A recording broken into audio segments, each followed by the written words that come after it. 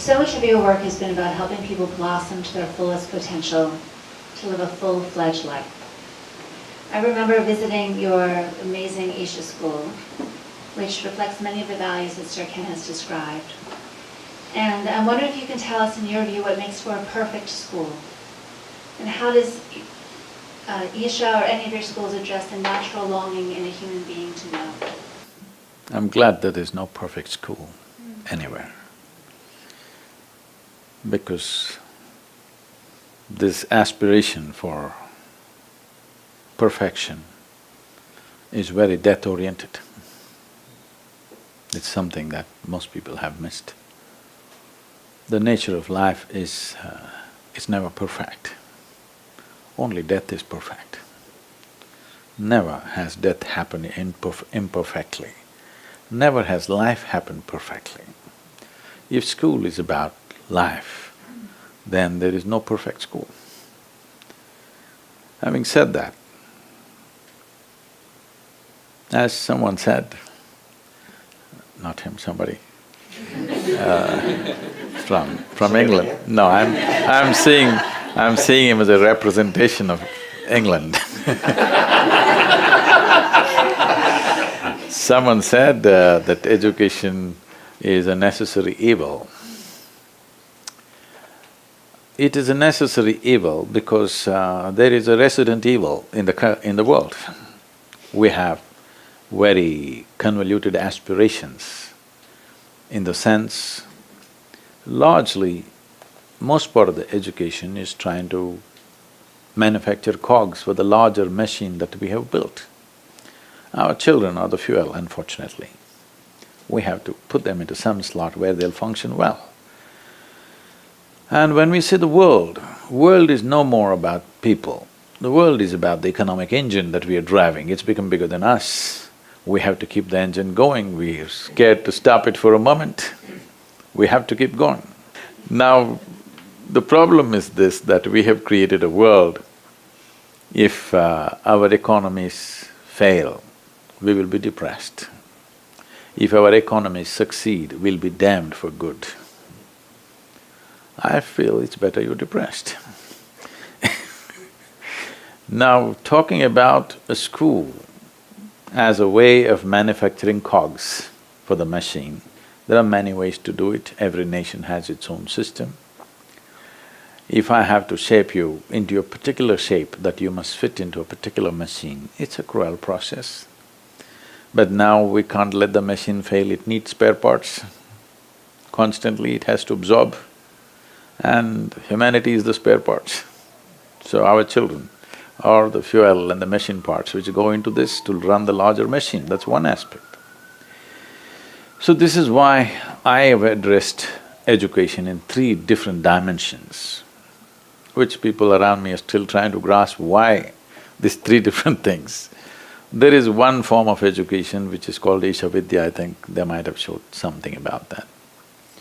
This is for the rural masses in India, where the problem is they are in an economic and social pit which they cannot get out by themselves.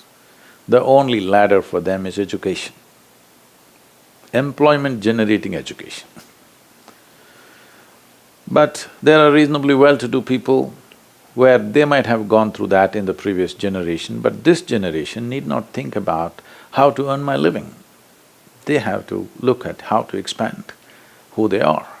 So we have Isha Homeschool, which caters to that, because this kind of education costs money. So only people who can afford it can do that. Costs money means not like how it costs here. By Indian standards, it costs money. And there's another form of education where people are not interested in serving this machine or that machine, they want individuals to blossom. So we have Isha Samskriti, where there is no academic education of any kind. They only learn music, dance, art, Sanskrit language, Kalari, which is the mother of all martial arts, and classical dance, classical music, yoga, English language as a passport to the world. So these children are a treat to watch. This is how children should have been. Just to give you a glimpse of what it is, at the age of 15, for 3 years they go into monastic life. Compulsorily they must go on, compulsorily they must come out at 18. They cannot continue. They'll take a monastic life for 3 years, but after 3 years they cannot continue, they have to discontinue that and get back to normal life. This is for discipline and focus. So I was to initiate these 15-year-olds and these 60 days they are going through from morning 3:30 to 9 in the evening. They are going through almost 8 hours of meditation, varieties of sadhana, completely silent for 60 days. 15-year-old kids, totally silent. So I want to… just another 5 days left for the initiation, I want to see how they are, and I go there at 3:30 in the morning to see them. All these kids are just sitting like this, unmoving. I just looked at them and they were literally glowing. I sat there and wept because I have never seen children like this in my life. Definitely I was not like this when I was 15. I was nowhere near what they are today. But you can't make the entire world like that. This is an ideal to work towards. The idea of this kind of schooling is just to develop human body and human brain without any intention. Without any intention as to what they should become. They can become whatever they want. Only thing is, human body and human mind should grow to its fullest capability, and attention is the main thing. An indiscriminate and unprejudiced attention is what we're trying to evolve in the children, that they learn to pay attention to everything the same way, that you don't divide the world as something as good and something as bad, something high, something low, something divine, something devil, something filthy, something sacred. No, you learn to pay the same attention to everything. This is the fundamental of this form of education. What will they do? What will they do is the aspiration. So I guaranteed them one thing, 12 years, if you enter the school, the commitment is for 12 years. You have to, 6 if you come, 18 if you can leave. So they asked me, what will the children do? I said, one thing I'll assure you, we will not give you a certificate in the end. They said, Sadhguru, what? I said, did anybody ask me, what is my certification? Only in the American embassy they asked me.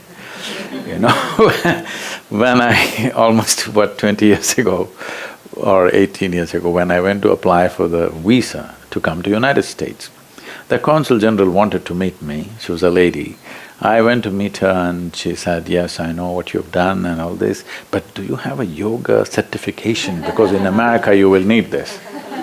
I said, if I had asked for a certification from my guru, he would have killed me, so I don't have. So I said, no certification, because doors in the world may open little slowly for you, but when they open, they stay open.